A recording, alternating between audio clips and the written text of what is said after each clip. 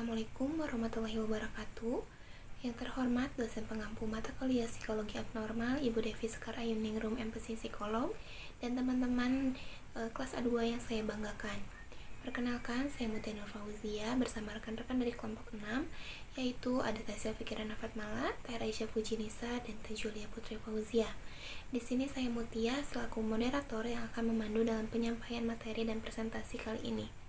Materi yang akan kami bahas pada kali ini yaitu mengenai gangguan makan dan obesitas.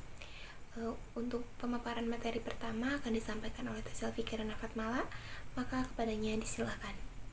Baik, terima kasih kepada moderator. Saya Silvi Kirana Fatmala. Di sini saya akan menjelaskan mengenai pengertian gangguan makan. Eating disorder atau gangguan makan adalah gangguan serius terhadap perilaku makan yang dapat memberikan pengaruh buruk terhadap kesehatan fisik, emosi, dan fungsi kehidupan sehari-hari seseorang. Nah, seseorang yang mengalaminya biasanya terobsesi dengan bentuk badan dan berat badan yang ideal, yang akhirnya membuat seseorang makan terlalu banyak atau makan terlalu sedikit. Bila dibiarkan, hal ini dapat mempengaruhi kemampuan untuk mendapatkan nutrisi yang tepat. Menurut American Psychologist Association, gangguan makan merupakan karakter gangguan berat pada perilaku makan. Nah, menurut Dumas dan Nielsen pada tahun 2003 mengatakan bahwa gangguan makan merupakan gangguan fungsional pada beberapa perilaku yang berkaitan dengan makan. Gangguan makan biasanya berkembang selama masa remaja atau dewasa awal. Namun, mereka bisa mulai juga ada yang di masa kecil. Wanita jauh lebih rentan mengalami gangguan ini, dan hanya sekitar 5%-15% orang dengan anoreksia atau bulimia adalah laki-laki. Gangguan makan pada anak-anak dan remaja dapat menyebabkan sejumlah masalah fisik yang serius, bahkan kematian. Nah, selanjutnya ada macam-macam gangguan makan. Yang pertama ada gangguan makan berlebihan atau binge eating disorder. Saat seseorang mengidap gangguan ini, biasanya makan dalam jumlah banyak, lalu merasa kehilangan kendali dengan pola makannya. Pengidap tersebut makan lebih cepat dan banyak saat tidak lapar, dan melanjutkannya meskipun sudah kenyang. Seperti halnya bulimia, pengidap akan merasa jijik pada dirinya sendiri dan malu atas perilakunya. Tetapi pengidap tidak berusaha melakukan olahraga berlebihan atau memuntahkan makanannya. Pengidap biasanya cenderung makan sendirian agar gangguannya ini tidak diketahui oleh orang lain. Lalu selanjutnya yang kedua ada anoreksia nervosa. Gangguan ini ditunjukkan dengan berat badan rendah yang tidak normal. Nah, biasanya seseorang yang mengalami gangguan ini badannya akan sangat kurus sekali. Dia akan merasa takut jika berat badan bertambah dan memiliki persepsi yang berbeda tentang bentuk badan atau berat badan dirinya sendiri. Pengidap anoreksia berupaya keras menjaga asupan makan guna menjaga berat badan dan bentuk tubuhnya, sehingga terkadang dapat meninggal karena kelaparan. Nah, biasanya seseorang yang mengidap gangguan ini itu akan diet sangat ketat atau bisa jadi sampai berpuasa. Biasanya seseorang yang mengalami anoreksia nervosa ini memiliki gejala seperti tubuh sangat kurus, insomnia, kelelahan yang berlebihan, pusing, kuku berwarna biru, kuku dan rambut akan rapuh, sembelit, kulit kering, dan detak jantung tidak teratur. Selanjutnya yang ketiga ada bulimia nervosa. Bulimia nervosa atau yang sering disebut dengan bulimia, saat seseorang mengidap gangguan ini, seseorang mengalami kehilangan kendali saat makan, sehingga berulang kali mengkonsumsi makanan dalam jumlah banyak, lalu setelah itu dia akan merasa bersalah sehingga biasanya memuntahkannya dengan sengaja atau yang sering disebut dengan eating and purging. Hal ini biasanya dilakukan pengidap karena malu dan takut mengalami kenaikan berat badan berlebihan. Maka yang dilakukan oleh orang yang mengalami gangguan ini, setelah makan dia akan melakukan cara dengan memaksakan diri untuk muntah dan berolahraga terlalu keras. Gejala bulimia lainnya adalah penggunaan suplemen penurun berat badan secara ekstrim, penggunaan pencahar dan mengonsumsi obat-obatan diuretik atau enema secara teratur. Pengidap bulimia cenderung menilai kekurangan dalam dirinya dengan terlalu keras. Meskipun sebenarnya berat badannya sudah normal, tapi biasanya pengidap bulimia akan merasa bahwa dirinya itu gendut gitu, jadi dia akan terus berusaha untuk mengurangi berat badannya, tetapi dengan kebiasaan makan banyak dengan memuntahkannya secara paksa. Biasanya pengidap bulimia juga membatasi makan pada siang hari sehingga meningkatkan jumlah makan pada malam hari, kemudian memuntahkannya kembali. Sekian dari saya. Mungkin penjelasan selanjutnya akan dijelaskan dan disampaikan oleh rekan saya Raisa Pujinisa. Baik, saya Raisa Pujinisa. Di sini saya akan menyampaikan tentang penyebab gangguan makan. Yang pertama, faktor psikososial berupa perkembangan individu, dinamika keluarga, tekanan sosial untuk berpenampilan kurus, serta perjuangan untuk mendapatkan identitas diri. Yang kedua, ada faktor genetik. Adanya bukti bahwa banyak didapat pada penderita dengan riwayat keluarga, gangguan depresi dan kecemasan. Yang ketiga, ada faktor biologi.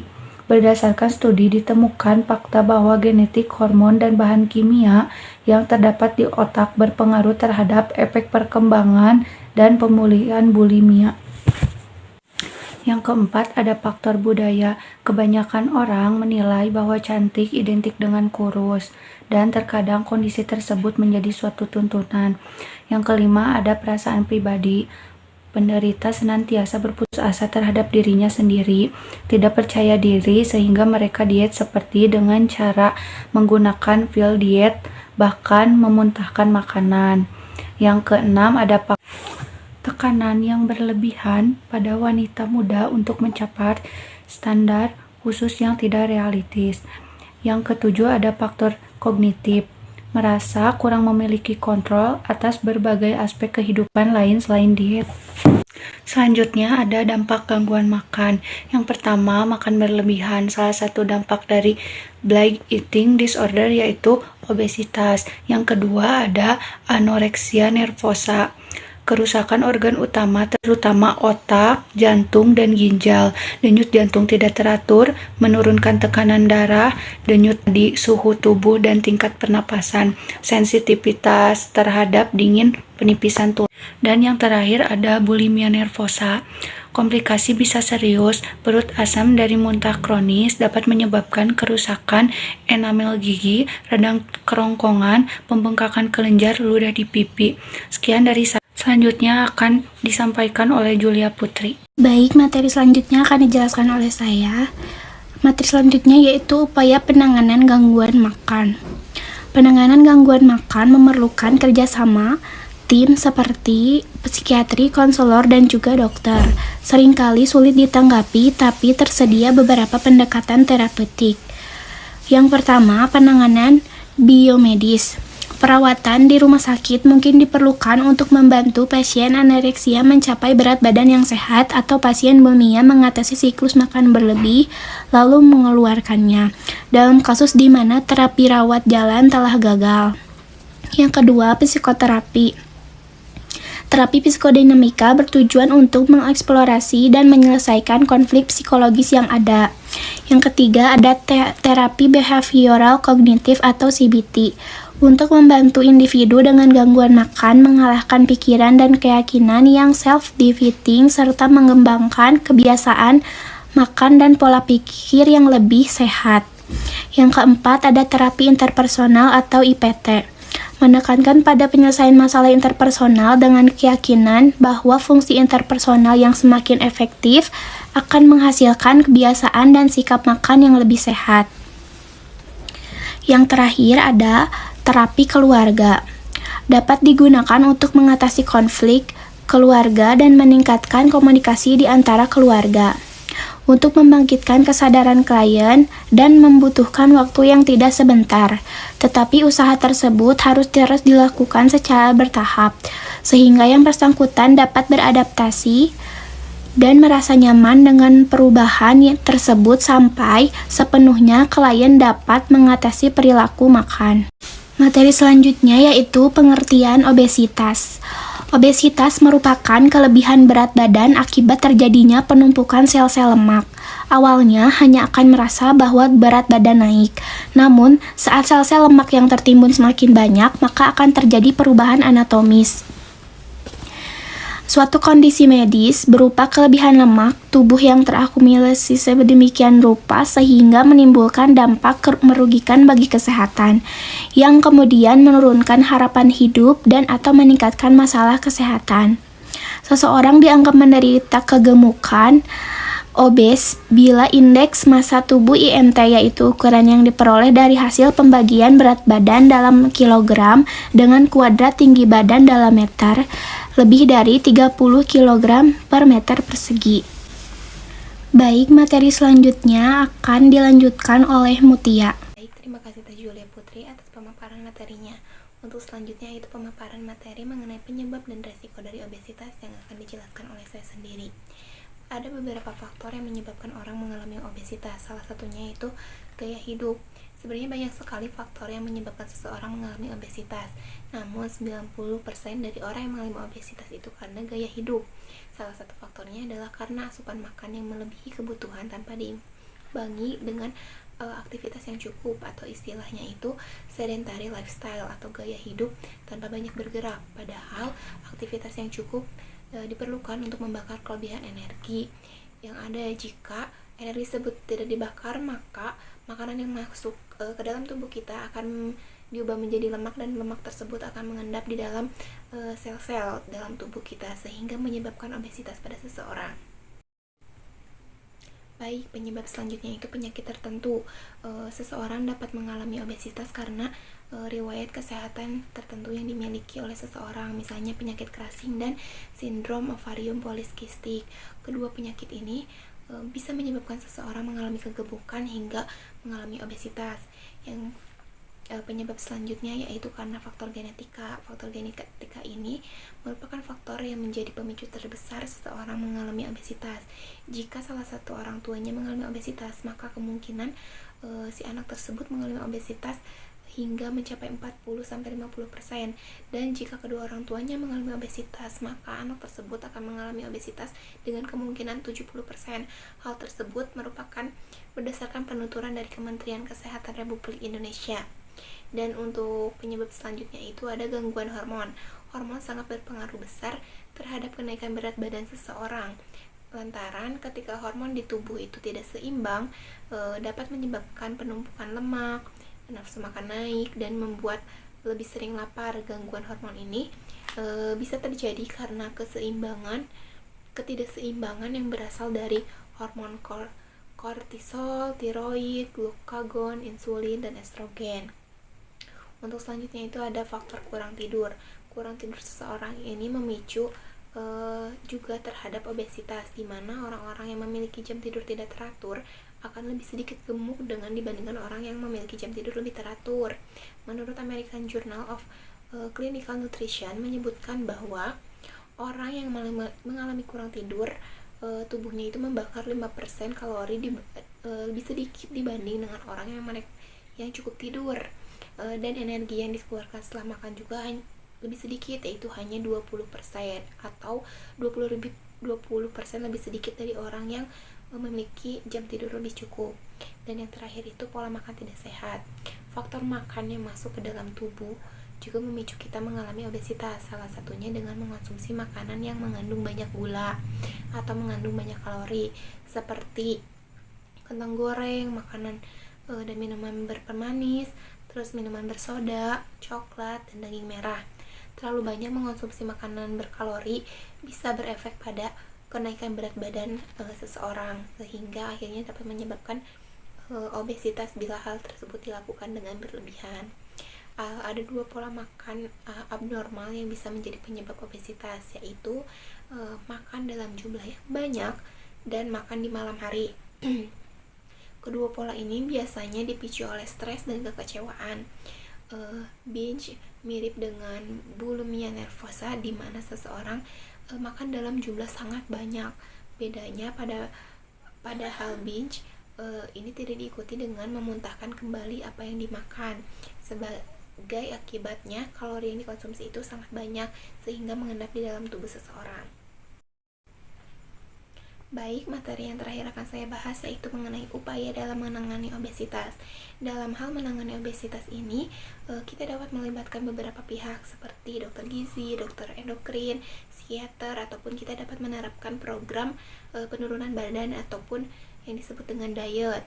Adapun beberapa hal yang dapat dilakukan yaitu dengan merubah pola makan dan menerapkan diet sehat, peningkatan aktivitas fisik seperti berolahraga, contohnya itu seperti berjalan kaki, terus jogging ataupun bersepeda, dan juga mengubah kebiasaan makan dengan melakukan konsultasi dengan dokter gizi ataupun psikiater untuk mengubah pola pikir dan juga pola makan kita sehari-hari.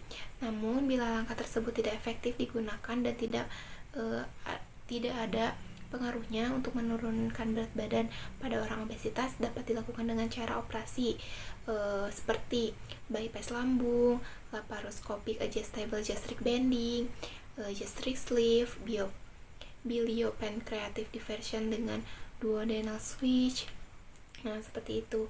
Seperti disarankan oleh para dokter di luar sana, mencegah itu lebih baik daripada mengobati. Ada beberapa hal yang dapat kita terapkan dalam kehidupan sehari-hari kita untuk mencegah terjadinya obesitas.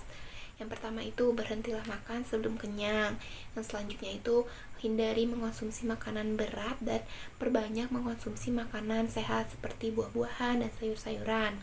Yang selanjutnya itu berolahraga untuk menjaga metabolisme dalam tubuh kita. Selanjutnya itu mengurangi makanan-makanan manis ataupun minuman-minuman manis seperti minuman bersoda. Perbanyak konsumsi sayur dan buah, minimal itu 5 porsi setiap harinya. Yang selanjutnya itu membatasi tidur yang berlebihan, namun kita juga tetap harus menjaga pola tidur kita, jangan sering begadang, dan tidur yang cukup itu minimal 8 maksimal itu 8 jam. Oke, untuk selanjutnya itu kita dapat meningkatkan aktivitas fisik, misalnya minimal itu 30 menit lari-lari kecil, lalu secara teratur 3 sampai 5 kali per minggu itu melakukan penyesuaian setelah beberapa minggu. Dan yang terakhir itu membatasi aktivitas seperti menonton TV, bermain komputer, dan bermain games. Baik, penyampaian materi dari saya dan rekan-rekan kelompok saya sudah tersampaikan. Untuk selanjutnya saya akan menyampaikan kesimpulan dari apa yang telah kami sampaikan.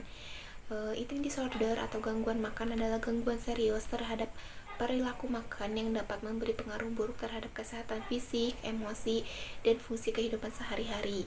Macam-macam gangguan makan yaitu gangguan makan berlebihan atau being eating disorder, anoreksia nervosa, bulimia nervosa, dan faktor-faktor yang dapat faktor-faktor yang dapat menyebabkan gangguan makan itu seperti faktor psikososial, genetik, biologik, budaya, perasaan pribadi, sosiokultural, kognitif. Upaya penanganan yang dapat dilakukan secara biomedis itu seperti psikoterapi, terus CBT, IPT, dan terapi keluarga. Dan selanjutnya itu obesitas merupakan kelebihan badan akibat terjadinya penumpukan sel-sel lemak di dalam tubuh. Penyebab dan faktor dari obesitas ini dapat terjadi karena gaya hidup, terus penyakit tertentu, genetik, ataupun gangguan hormon, terus kurang tidur, pola makan yang tidak sehat. Upaya yang dapat dilakukan itu dengan menjaga pola hidup sehat kita seperti tidur yang cukup dan selalu makan makanan yang bergizi serta memenuhi kebutuhan nutrisi dalam tubuh kita. Baik, penjelasan materi dari kelompok kami telah tersampaikan. Oleh karena itu, kami ucapkan terima kasih atas perhatiannya. Kami tutup dengan salam. Wassalamualaikum warahmatullahi wabarakatuh.